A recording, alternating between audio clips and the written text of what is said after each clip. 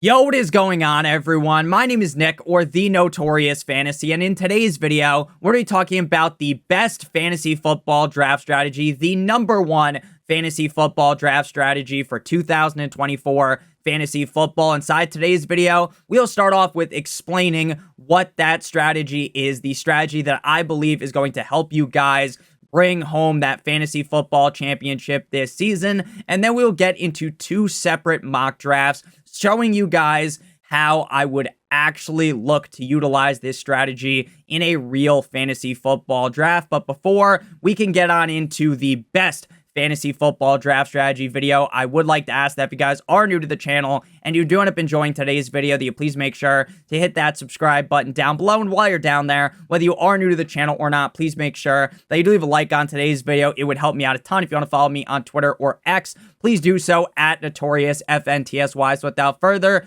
ado, let's get into the best, the number one fantasy football draft strategy for 2024 fantasy football. And in my opinion, that strategy is the hero running back strategy. Now, the hero running back strategy has become immensely popular over the last couple of years, and I believe that the hero running back strategy will help you and will be the reason why you win your 2024 fantasy football leagues. Now, in years prior, the strategy actually worked a little bit different, as I have adjusted the strategy for this season. In the past, the strategy was to draft one running back in the first two rounds. So you either drafted a running back in round one or in round number two, and then you went spraying. You were shooting like Rambo at the wide receiver position. You maybe snag a quarterback or a tight end, or maybe in some instances you snag a quarterback and a tight end. And then after you have filled up all of your spots, then you go hammer time. Shout out to MC Hammer on the running back position. And the reason why you had to do it in round one or two was because there was so many running backs coming off the board in the first two rounds, which is something that doesn't happen as frequently in 2024. The wide receivers have become incredibly popular early on in fantasy football drafts, which makes this strategy work even better, because if you draft two, or maybe you feel extra ambitious and you draft three running backs in the first three rounds, you are going to fall heavily to the mercy of your league mates, and your wide receiver 1, 2, 3, they are going to be incredibly suspect. So this season, I really think you want to utilize this hero running back strategy, which this year is just draft one running back in the first three rounds. So either round one, round two, or round three. Because so many people are drafting wide receivers early, you will be able to get a solid running back that can be the anchor of your team in the third round. Now, in every league, are you going to be able to potentially get the Isaiah Pacheco, the Derrick Henry in the third round? Probably not, but it is more possible this year to get that top 12 running back in the third round compared to prior seasons. So you're going to draft one running back in either the first, the second, or the third round. And then after that, you are going to load up on the wide receiver position and mix in a quarterback or tight ends before you select your running back two. Sometimes you might want to select a quarterback and a tight end if you feel as though the running backs are falling, or if you feel as though there's a great value at either the quarterback or the tight end position. When you do this, that is how we get the name hero running back. That one running back will be the anchor of your team. That's why they also sometimes call it the anchor running back strategy, because this is the guy that's going to be in your lineup every single week, putting up points for you at the running back position.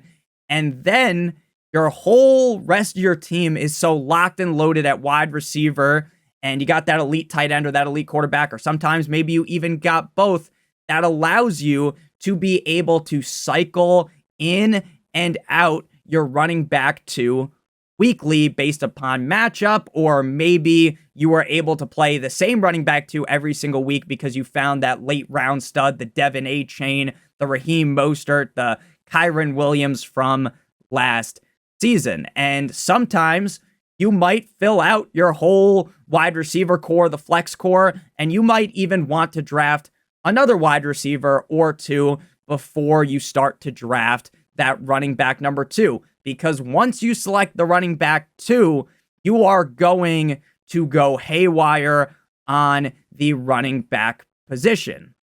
So since your team is also so loaded elsewhere, you are going to be able to even use the waiver wire. If things don't work out, hey, maybe you don't draft the best running back 2, and some of your guys aren't working out, you will be able to use the waiver wire to fill that running back 2 spot. And because of how fragile the running back position is, because the running back position gets injured much more often compared to wide receivers, the waiver wire is going to help you a ton. I believe that this strategy works the best in 3 wide receiver or 2 flex leagues. But I will note that it could also work in a normal 2 wide receiver, 1 flex league. There is also an ideology, a strategy that branches off of this, which is called the double hero running back, where instead of taking 1 running back in the first 3 rounds, you are actually going to take 2. Now, because the wide receiver position gets jammed early on in drafts, it is a little bit risky. But if you're able to start off with Bijan and you wrap things around with Saquon and then you just go crazy at wide receiver, that could work as well. But again, the strategy that I like is the hero running back / the anchor running back strategy. So now we are going to move into a mock draft where I'm going to show you guys how it's done, how you would actually utilize this strategy if this mock draft was your real 2024 fantasy football draft. All right, so we're getting into the mock draft here. We're going to do this one from the 7th overall spot in a 12-team PPR league. Roster positions are 1 quarterback, 2 running backs, 3 wide receivers, a tight end, flex, kicker, defense, and 5 bench spots. Normally in mock drafts, we go super in-depth in my analysis about my picks as well as all the picks going on around me. But in order for you guys to understand how the strategy works, I don't think breaking down every single pick is necessary. So McCaffrey, Lamb, Hill, Jamar Chase, Justin Jefferson, Amon-Ra, St. Brown is going to be a very normal first 6 picks in fantasy football drafts. Sometimes you'll see either Bijan or Breece go there, but at the 107 in a majority of leagues, you are going to have the decision of getting either Bijan Robinson or Breece, and in a lot of them, the decision will be made for you.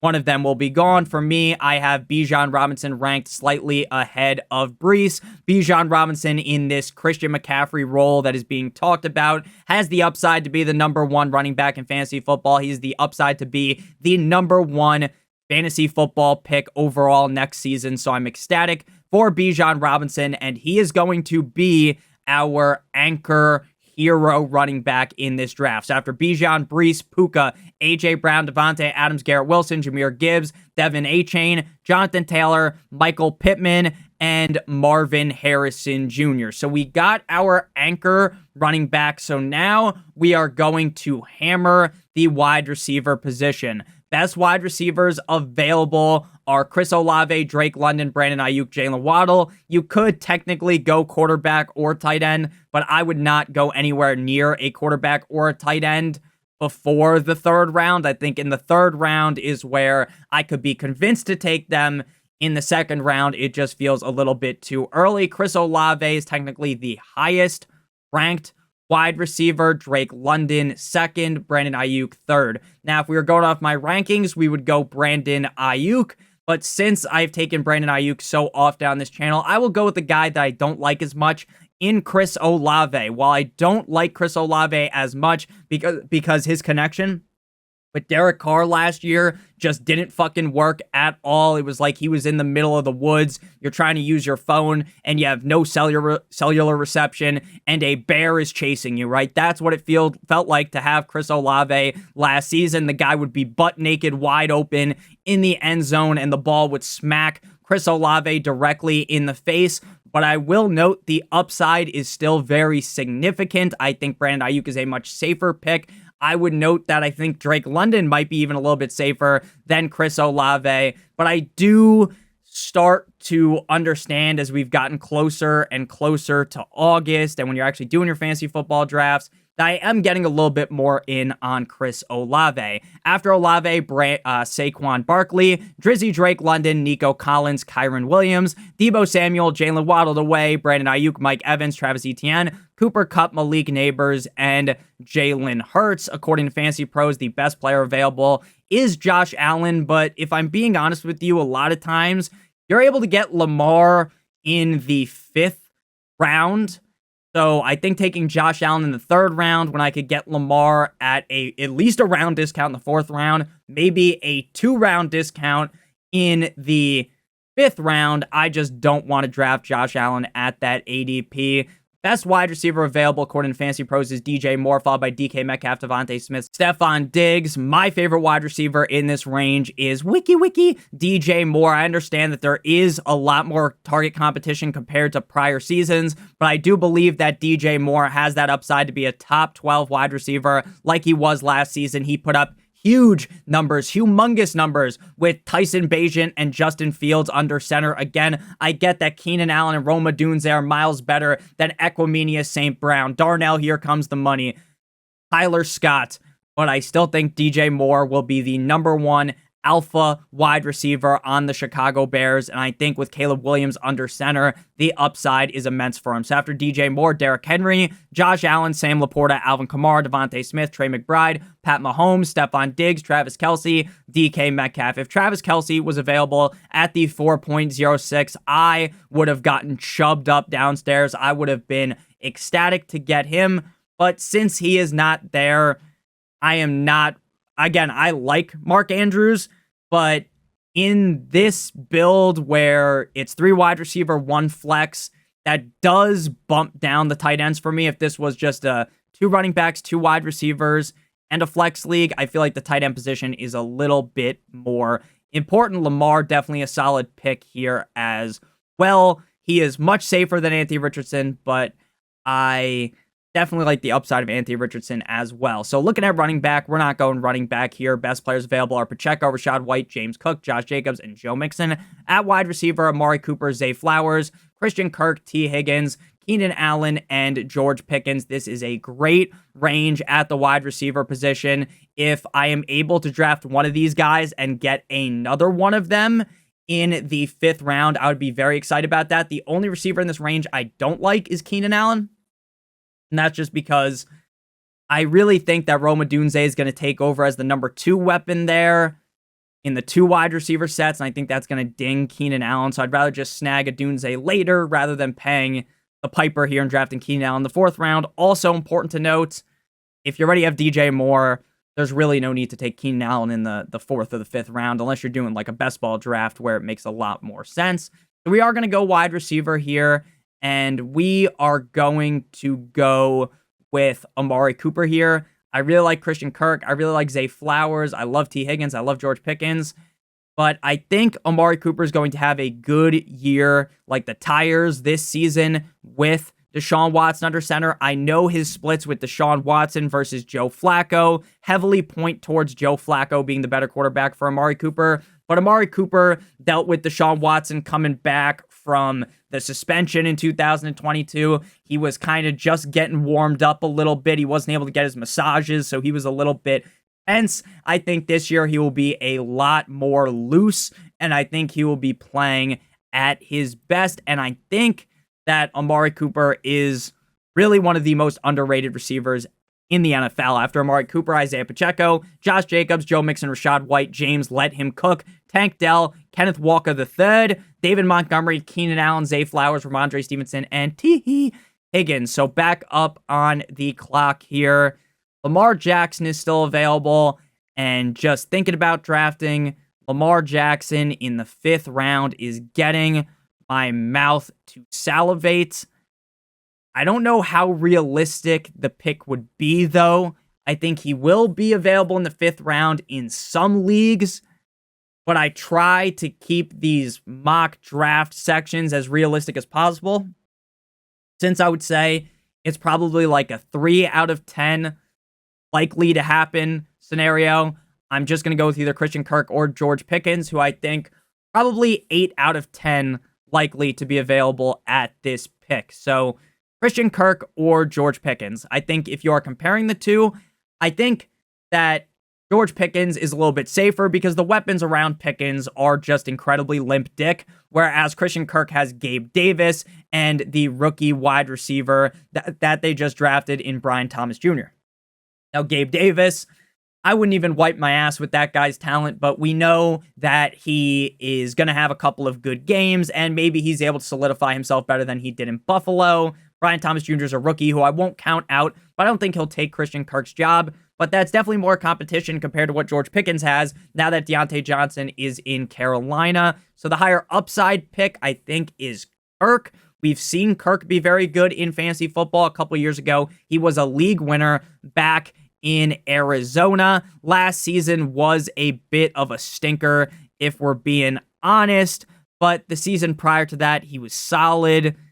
I think he's going to bounce back in Jacksonville. Again, it's like splitting hairs between him and Pickens. If I was doing 10 drafts and Kirk and Pickens are here, I'm probably taking Kirk half the time, Pickens the other half of the time. So we're going to go ahead and go with Christian Kirk here. But again, it is really like splitting hairs here. Big fan of Christian Kirk. Something to note as well, don't really worry too much about bye weeks. By week number 12, your team is going to look drastically different than it does in week number 1.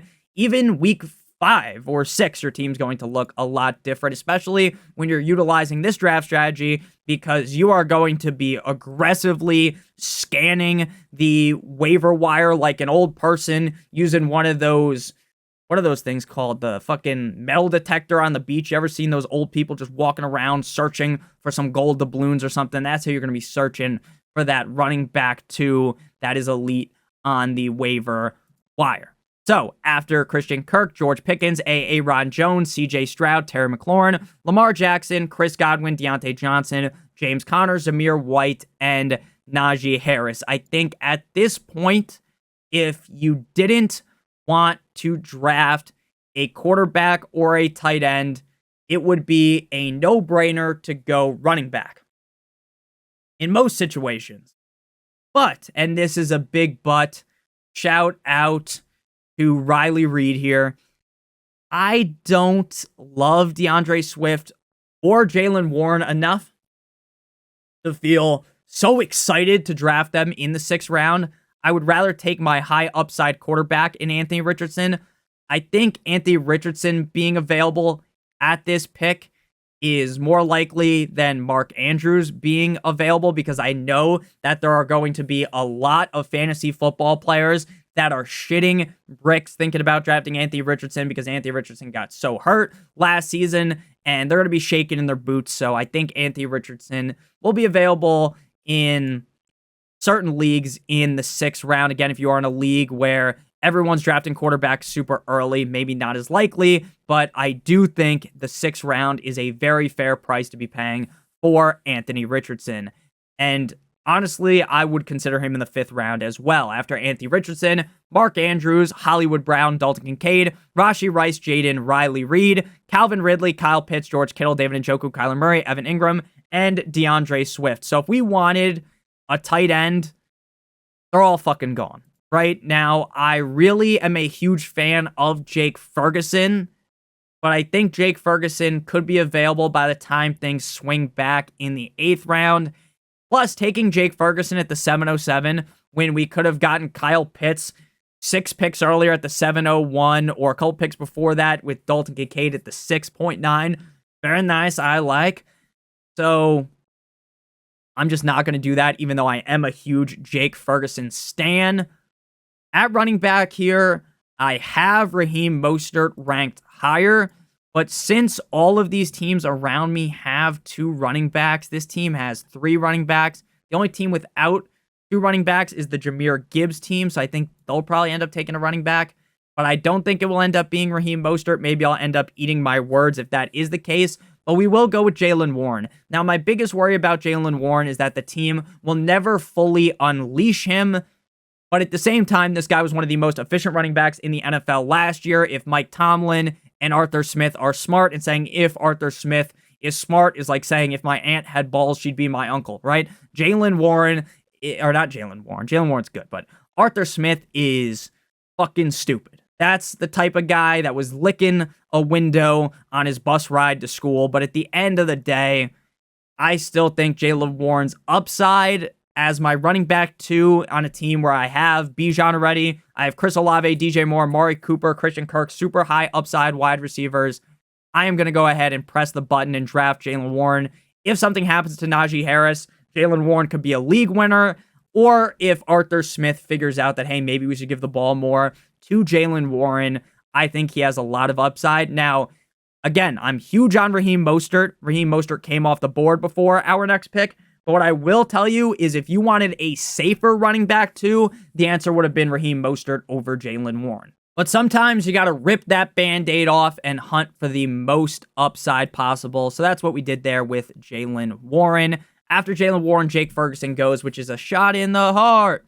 And you're too late. Ladd McConkey, DeAndre Hopkins, Zeke, Pollard, Spears, Lockett in my pocket skirt, Raheem Mostert, Brian Thomas Jr., and Joe Shiesty, the guy that looks like Eminem or Cody Rhodes right now. Back up on the clock here. Now we are essentially trapped into a position of punting tight end. I don't like Dallas Goedert. I know there has been some buzz like Barry B. Benson out there about Dallas Goedert, but for me, staying away from Dallas Goedert. This fucking Eagles team is loaded to the gills with so many options.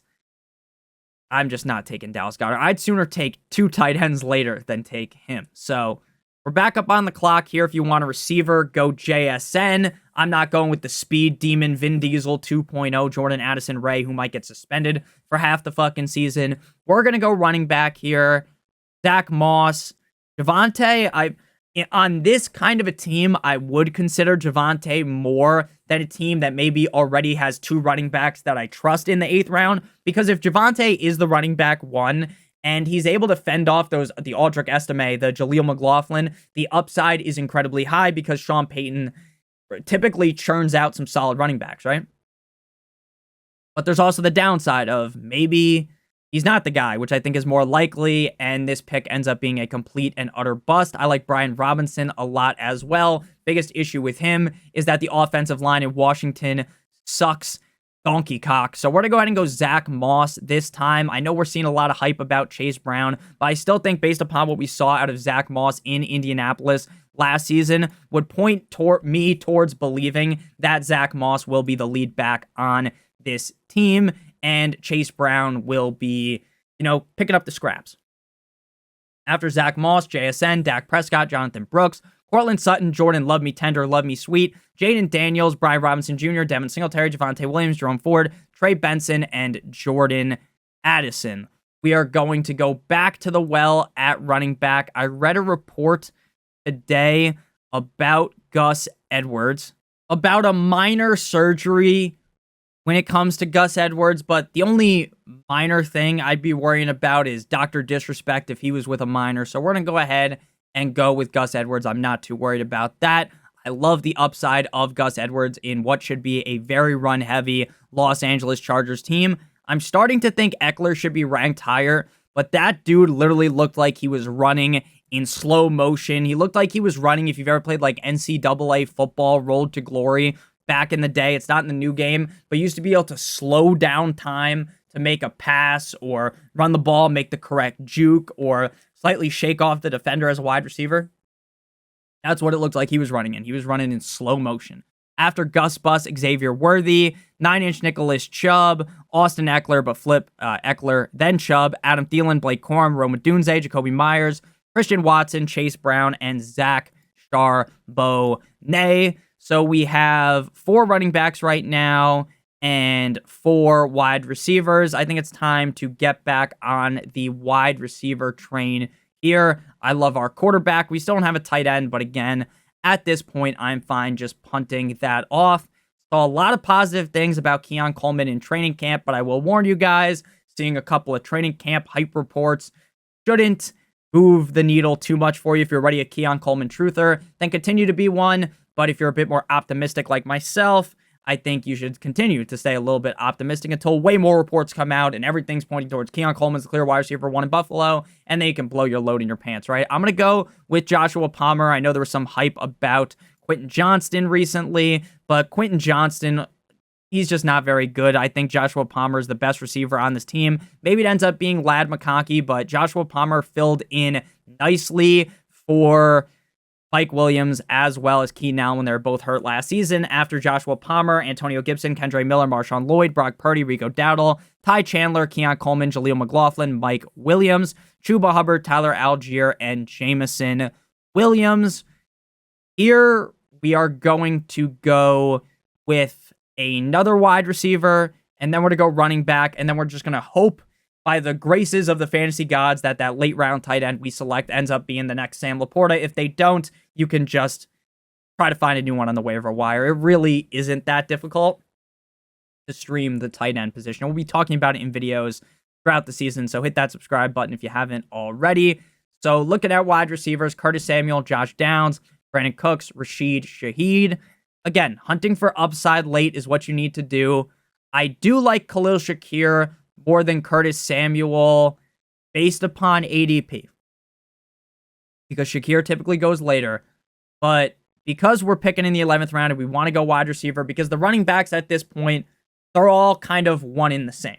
There's just a whole lot of unknown down here because we haven't gotten through training camp. We haven't gotten through preseason. We don't necessarily know who the running back 2 is on Houston. We don't know who the running back 2 is in Chicago, right? Both the top-ranked guys are both Chicago Bears running backs. So we're going to go ahead and take Curtis Samuel here, hoping that he ends up being the number 1 target in Buffalo. Curtis Samuel was pretty solid last season, but this is a guy that you draft him. There's a couple good games. He's invisible the other games. But in round 11, you can't really harp too much on that. So to close out our bench, we're going to go with a running back with a lot of upside, and that's Elijah Mitchell. If something was to happen to Christian McCaffrey, I legitimately think Elijah Mitchell would be a league winner. Now, if nothing happens to Christian McCaffrey, Elijah Mitchell was fucking useless, but we're hoping that, maybe if something bad happens to Christian McCaffrey, knock on wood. We're not rooting for an injury, but we're saying, hey, if he does get hurt, Elijah Mitchell has that skeleton key, that league-winning upside, the Willy Wonka golden ticket thing. And again, we're not actually rooting for injury on Christian McCaffrey. I don't root for injuries for any player, even the players that I dislike. I think that's a little bit fucked up. So now we're going to go tight end. If Hawkinson was playing week 1, he'd be a smash pick, but he's not going to. He's probably going to miss 4, 5, 6, 7, 8, 9, 10 games on the season. We're going to go with Luke Musgrave, tight end of the Green Bay Packers. Significant upside on one of the most elite offenses in the NFL. I believe Jordan Love is too legit to quit. I believe Jordan Love is that guy, pal. And I think he is going to lead the Packers back to the playoffs and potentially to the Super Bowl. I understand that it's not just Luke Musgrave. They have Tyler Kraft mac and cheese, but he might not be up to speed until September. And that'd be huge for the Luke Musgrave hive like myself. Now we're going to go kicker and defense. We're going to first go with our kicker. We're going to go ahead and select Justin Tucker, the fucker of the Baltimore Ravens. And then for the defense, you want to draft a defense playing up against a not-so-hot offense in week number 1. One of my biggest targets is going to be either the Vikings or the Giants. They play up against each other, and I think both of those offenses might not look super hot to start off the season. So we're going to stream up against Daniel Jones with the cold like Minnesota Vikings. So to recap our team, our quarterback is Anthony Richardson. Our running backs are Bijan and Jalen Warren. Our wide receivers are Chris Olave, DJ Moore, Amari Cooper. Our tight end was Luke Musgrave. Our flex was Christian Kirk. Our defense and kicker are the Vikings and Tucker. Our bench is comprised of Zach Moss, Gus Edwards, Joshua Palmer, Curtis Samuel, and Elijah Mitchell. Heavy upside on that bench. Going to be able to cycle my running back 2 between Zach Moss, Gus Edwards, and Jalen Warren, and then maybe Elijah Mitchell if something happens to Christian McCaffrey. So now we are going to super fast mode out. We're going to hit that cool transition like you go from Tatooine to Darth Vader, chillin'. We're going to do that right now.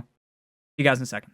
All right, so we zoomed on over to Sleeper. The biggest difference between this Fantasy Pros draft that we just did and the Sleeper draft we're about to hop into is that in this draft, there are only 2 wide receivers instead of 3 and 1 flex here. So it's 1 quarterback, 2 running backs, 2 wide receivers, a tight end, flex, kicker, defense, and a couple of bench spots. The other difference here is going to be that the ADP is going to be a little bit different on Sleeper. Since there is only 2 wide receiver spots and 1 flex spot, this could lead to us drafting our running back 2 a little bit earlier, or maybe because there are less wide receiver spots, we might be able to invest in both a great quarterback as well as a great tight end. So we are going to begin the draft here. Pick number 11, this draft strategy would work from pick 1 all the way through pick 12. So I don't really think your position in the draft really impacts if you want to use this strategy or not. So McCaffrey starts off the draft, followed by CeeDee Lamb, Jefferson Hill, Chase, St. Brown, Breece Hall, Bijan Robinson, Puka Nacua, and AJ Brown. So in this one, we're going to select our running back 1, that workhorse running back in the 2nd round. And we are going to go wide receiver with this pick because I believe that one of Jahmyr Gibbs, Jonathan Taylor, or Saquon Barkley will fall to us. I not only believe that, I will declare it. I do declare. Shout out Michael Scott, because there is only 2 picks until our next pick, so we're guaranteed to get one of those. So we're going to go ahead this time and select Garrett Wilson. Now, I'm starting to get a little bit more onto the idea of Garrett Wilson being a first-round pick. The upside is just so heavy with Garrett Wilson. I understand that he ended up being pretty bad last season because Aaron Rodgers got hurt. But if Aaron Rodgers is just 60, 70% of what he was in Green Bay, Garrett Wilson is going to be curb stomping defenses all season long. So we got our wide receiver number 1, and then we're going to match it with a running back number 1. Now, here to me, Jahmyr Gibbs, Jonathan Taylor, there are 2 ways to look at things. There's the safe route, which I think is Jonathan Taylor. I understand that Jonathan Taylor hasn't necessarily been the best as of recently, but just a couple of years ago, everyone was given the Suka Lamink, the Gawk Gawk, the Hawk Tua special to Jonathan Taylor being one of the best running backs in the National Football League. I believe he is still one of the best running backs in the NFL, and I believe even with Anthony Richardson under center, this guy has the pedigree to dominate. I think he's a little bit safer compared to Jahmyr Gibbs because they still have David Montgomery. He's still going to get vultured a bunch by David Montgomery. And I'm starting to like Jonathan Taylor more than Jahmyr Gibbs, so we're going to go ahead and take Jonathan Taylor there. But if you wanted to take Jahmyr Gibbs, no harm, no foul. Wouldn't argue with you on that. After Jahmyr Gibbs, Marvin Harrison Jr., Kyron Williams, Josh Allen, Sam Laporta, Brandon Ayuk, Drake London, Chris Olave, Derrick Henry, Travis Kelce, Josh Jacobs, Devin A-Chain, Travis Etienne, Stephon Diggs, Nico Collins, Evans, Pacheco, Neighbors, Pittman, Debo. The biggest difference I've seen from Sleeper compared to Fantasy Pros is that typically Kelce and Laporta won't make it past the first couple picks in the 3rd round. They both went in the 2nd round this time, and typically the quarterbacks go a little bit earlier. Josh Allen at the 2.6. So now that we have Jonathan Taylor, it's time to say bye-bye to the running back position here. If I was actually picking, I wasn't just sticking to the hero running back strategy, I would consider James Cook here, but more than likely you could get him in the 4th round opposed to the 3rd round. But we're sticking with our strategy and we're going wide receiver. I do have DJ Moore ranked higher than Jalen Waddle and Cooper Kupp, but this time we're going to go with Jalen Waddle. The Dolphins have one of the most explosive offenses in the NFL. I understand that Jalen Waddle ended up shit in the bed last season, but Jalen Waddle has that upside to be a top 5 wide receiver in any given game, and I think we're going to see a lot more consistency out of Jalen Waddle this season. After him, DJ Moore and Patrick Mahomes. So I think we're going to go ahead and get our flex here. Certainly can get Jalen Hurts here or Trey McBride, but we're going to go ahead and get our guy Cooper Kupp. Cooper Kupp was another guy that was a disappointment last season, and that was really only because he got hurt prior to the season, and some people got stuck drafting him inside of the 1st round, whereas after that injury news came out, he went plummeting, Humpty Dumpty style, down draft boards, and if you were able to get him a little bit later, you were probably fine with the pick, but if you had to strike early on in fantasy football drafts on Cooper Kupp, you were disappointed. He had multiple 100-plus yards games. To me, towards the end of the season, he looked a lot more like the Cooper Kupp that we are used to. I get that Cooper Kupp isn't some young, spry chicken, but it's not like he is Larry Fitzgerald level old. So I am very excited about Cooper Kupp this year, especially in the 4th round. After Cooper Kupp, Jalen Hurts, Rashad with 2 A's, White, Trey McBride, Mark Andrews, Devontae Smith, Joe Mixon, CJ Stroud, DK Metcalf, Tank Dell, Lamar Jackson, Alvin Kamara to start the 5th, Dalton Kincaid, James Cook, Zay Flowers, Keenan Allen, Kenneth Walker, James Conner, T. Higgins, Anthony Richardson, and George Pickens. So we won't be able to get Anthony Richardson in this draft, but that's okay. Looking at the tight end position here, 5'11 feels a little bit early for Kyle Pitts, so I'm going to wait until the 6th round and hope he falls to me there. Looking at quarterback, I see Joe Burrow, Dak, Kyler, Jordan Love all in such a similar position that I feel like pulling the trigger in the 6th round on one of these guys when I might be able to get one of them in the 8th round just feels a little bit egregious.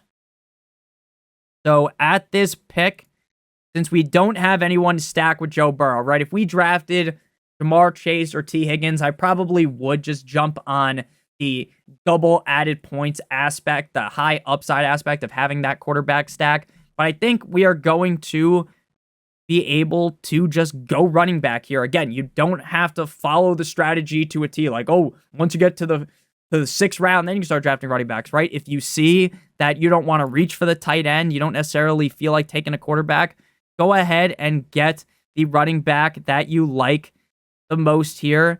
And based upon ADP here, we are going to pause the draft because I don't want to make the wrong decision.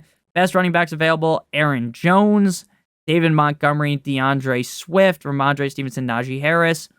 Wide receivers, Amari Cooper, Christian Kirk. I love these wide receivers, but again, since it is just a 2 running back, 2 wide receiver, 1 flex league, I think we would be getting a little bit spicy drafting another wide receiver here because, look, when push comes to fucking shove, I believe heavily that Garrett Wilson, Jalen Waddle, and Cooper Kupp will be in our lineup basically every single week. The only time you're ever going to sit them is if they're hurt or on bye week, or unless you drafted the next Puka Nacua, right, with your last pick or something. So we're going to go ahead here and just go running back.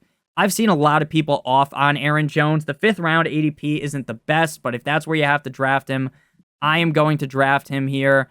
I think that Aaron Jones is a guy that when healthy last season, but the ADP is kind of telling me that we should go Pitts because Pitts probably won't come back to us. So we're actually going to go Pitts and then hope that Aaron Jones falls back to us. It's important to look at ADP because that's going to be what your league mates are looking at on the screen to further move my decision. So I'm going to go ahead and go with Kyle Pitts. Oh, I just flashbanged someone on accident. They're sitting in their dark room, sitting in the corner, fucking watching me. Shout out to you. I love you. I watch a lot of videos in the dark. No Diddy. And I know I just scared the shit out of someone. So I'm sorry about that, but I'm not editing it out because it might be funny if someone comments, "Oh, Nick, you scared me." But yeah, we're going to go Kyle Pitts here. Ultimately, play the ADP game and then pray to the 7 gods from Game of Thrones that Aaron Jones comes back to us. Resume the draft, and we're going to snag Kyle Pitts. And Aaron Jones goes, of course.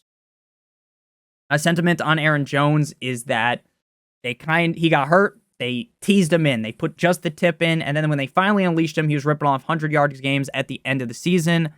I think this guy could be very good in Minnesota. I understand Minnesota in the past were one of the most pass-heavy teams in the NFL, but I think with Mono Man Sam Darnold or J.J. McCarthy under center, that is going to change. They're going to look to run the ball a lot more. So at running back here, we're just going to go with the safe pick. And that safe pick also has a lot of upside if something was to happen to Jahmyr Gibbs. If nothing happens to Jahmyr Gibbs, again, knock on wood, we don't root for injuries, then David Montgomery is probably a very reliable top 24, top 20, top 18 guy every single week because the Lions are going to be scoring late in games. They're going to be able to run the ball a lot. And David Montgomery could score a touchdown or 2 every single game. Even if Jahmyr Gibbs gets him down to the 1-yard line, he's going to be the one who knocks. Shout out to Walter White. And David Montgomery is going to come in like a wrecking ball, Miley Cyrus style, and barrel through the defensive line and score. So in the 6th round, I get it's more of a safe pick. It's not as high upside, but I like that pick. Now in the 7th round here, I think we are going to get another running back because Brock Purdy in the 7th round. I am a Brock Purdy stan compared to most people, right? A lot of people call Brock Purdy trash. He's a fucking system quarterback. Guess what, buddy? Most quarterbacks are system quarterbacks. Most of them are. And people think he's like Jimmy Garoppolo 2.0. If you watch his game and Jimmy Garoppolo's game and your brain says those are the same exact guy, you need to give your head a shake, pal. You need to fucking actually pay attention to what you're watching. I get that Brock Purdy isn't one of the best quarterbacks in the NFL. I'm not saying that. But to me, in a lot of situations where Jimmy would just miss someone, where Jimmy would make the complete and utter buffoon decision and throw the ball straight to 4 fucking defenders, Brock Purdy won't do that. Is Brock Purdy perfect? No, he's not. But nobody's perfect, like except for fucking Mahomes, who probably going to win 3 Super Bowls in a row, and my Dolphins haven't even won a playoff game my whole entire life. But no need to get depressed on this video. We're going to go with another running back, and we're going to go Zamir White. We got that safe bet with Dave Montgomery. We're going to go more high upside with Zamir White. Now, in a full PPR league, Zamir White definitely gets a little bit of a knockdown because of the fact that he doesn't really catch a shit ton of passes. But we could see them look to involve him a lot more in the pass-catching game. The running back 2 on that team is Alexander Mattison, and Alexander Mattison reeks to high heaven. So I like Zamir White. I like that he's bulked up. He's a little bit bigger. And this is a guy that looked really good for a 4 or 5 game sample size. Sure, he could be last year's Alexander Mattison, where he thinks he's going to be the lead back in Minnesota. And instead of being cold like Minnesota, he was hot ass. So we're not talking about some fun ass like Kim Kardashian. We're talking about some stinky stuff. And that is what, if you drafted Alexander Mattison, it stunk. Like you could smell it through the screen when you had to play him. It was awful. I love the fact that I think the Raiders are going to run the ball a lot. So that brings me to Zamir White. Now we're back up on the clock here. And in all honesty here, like Brock Purdy in the fucking 8th round just feels so wrong. It feels so wrong that it almost feels right. I think this might end up being a 2 quarterback team because we waited so long. So we're just going to hit either the wide receiver or running back button. Drafting another tight end when you already have Kyle Pitts is stupid. People talk about the bully tight end strategy. That shit to me, the only time that's ever worked is my dad did it one time, and he was pretty successful, and I whooped his ass in the fantasy football championship. I opened a can of whoop ass on him, so I've never seen it actually work to fruition. So we're either going running back or receiver here. I think we will end up going wide receiver, because again, we're just kind of, if something was to happen to Kupp, Waddle, or Wilson, we would kind of need another option, where I feel pretty confident with the 3 running backs we have. So we're going to go ahead and draft Deontay Johnson here. I think he's a steal in PPR drafts due to the sheer amount of volume he's going to receive. In Carolina, he is pretty clearly the locked and loaded lead receiver on that team. Now we're going to go quarterback. Sadly, the boy Jared Goff, the Goffinator, is gone. So we are going to go ahead here and go for a safer bet and then higher upside. We're going to go Tua to match with Jalen Waddle, get that stack going there. And I think we're going to be able to wait for our next quarterback, hoping Jaden Daniels doesn't get sniped from us. So we're going to go either another wide receiver or running back here. Probably going to lean running back. And this time we'll go Zeke. Now, I get Zeke is as washed as they get in a lot of people's opinion. But to me, he's a little bit better than that. Zeke is, not the most efficient guy, right? He's not going to run for 6 fucking yards a clip or something crazy like Devin A-Chain, but he does possess a lot of upside in an offense that's going to be scoring a lot, so he's going to get a lot of red zone opportunities. He's the bigger running back on the team compared to Rico Dowdle, and we know Jerry Jones has a soft spot for Zeke, so he's just going to call up Fat Mike McCarthy and call him and say, hey, buddy, you got to feed the ball to Zeke. And in the 10th round, I just like the upside because of the touchdowns. I think he will be the lead back on the team. So both Daniels, Herbert the pervert, and Trevor Lawrence came off the board. So we're still going to have to hunt for another quarterback. But that's okay. That is okay with me. Because I like Kirk Cousins late. I like Stafford late. Baker late. Baker also has some sneaky rushing upside. Now, it's not like he's going to rush for 40 fucking yards every single game or something. But there are games where he busts off a couple of runs. I like that added upside, but we don't need one of those guys right now. We're going with a wide receiver here, and we're going to go ahead and get Mike Williams. I know a lot of people don't like. Oh, we already have Garrett Wilson, so I don't know if we want to go Mike Williams. We already have Zamir White, so we don't really want to go Myers because we don't need multiple guys, especially like you don't want guys on a shitty offense, 2 guys like the Raiders. Xavier Legette. We're not getting 2 Carolina Panthers. We'll just pull the trigger on Mike Williams and hope the Jets are just literally laying the pipe for that ass like they're a plumber. Shout out Mario and Luigi late in games. Mike Williams is a steal to me right now. Could be absolute dust, right? Because maybe the team just doesn't end up being good. It doesn't live up to the hype that they have. But if Mike Williams is the wide receiver 2 on Aaron Rodgers' offense, sign me up. So now we are going to go ahead and get that last quarterback before we pick our kicker and defense. And the safest bet here is Kirk Cousins. Now, technically, he's coming into the season injured, which makes me a little bit worrisome. But I do like that upside that he possesses. We want to make sure he doesn't have the same buy as Tua. Tua is buy 6. I actually like Stafford the best because we have Cooper Kupp for the stackaroo. We could also stack Kirk Thuggins with Matthew Stafford, with Kyle Pitts, and that is what we are going to do at that pick. And then we're going to draft our kicker and defense. Again, you want to draft the defense playing up against a not-so-hot offense in week 1.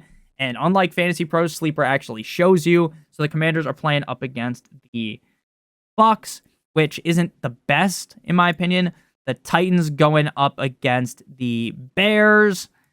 Don't love that either. But I can talk myself into it, like Caleb Williams having a down first game. So we're going to go ahead and do that. The reason why you want to draft the defense playing up against a not-so-hot offense in week 1, I don't remember if I explained it. I just did the fucking Home Alone face right there. I don't remember if I explained it in the last video, or the last part of the video, the other mock draft, so I'll just explain it quickly. In short term, you want to draft a defense going up against a not-so-hot offense in week 1, or an offense you project to be bad in week 1, and then you are going to drop them like it's hot. Shout out Snoop Dogg. If their week 2 matchup is tough, and then you stream defenses every single week. I make videos every single week on the channel on which defenses to be streaming. Then we're going to go with the kicker, and we're going to get Matt Gay of the Indianapolis Colts. So to recap our squad, we got quarterback Tua Tagovailoa. Running backs are Jonathan Taylor and David Montgomery. Our wide receivers are Garrett Wilson, Jalen Waddle. Our flex is Cooper Kupp. Our tight end is Kyle Pitts. Our kicker is Matt Gay, and our defense is the Titans. Our running backs are Zamir White, Deontay Johnson, Ezekiel Elliott, Mike Williams, Kirk Cousins. Our biggest hole on this team is the quarterback position, but I think having 2 of them will make up for that. And if Tua is able to figure out how to play in the cold, I think Tua could be a top 8 reliable quarterback every single week. And I also like the upside that Kirk Cousins has in an Atlanta Falcons offense that should be able to score a bunch of points. So thank you guys all so much for watching. If you did end up enjoying, make sure you guys hit that subscribe button down below. While you're down there, whether you are new to the channel or not, make sure you leave a like on today's video. It would help me out a ton. If you don't follow me on Twitter or X, please do so at NotoriousFantasy. Let me know down below in the comment section what you guys thought about today's draft strategy that we talked about. Check out one of the videos on the screen if you haven't seen them already. I don't remember if I said that. Love you guys. Have a great one. See you soon. Good boy.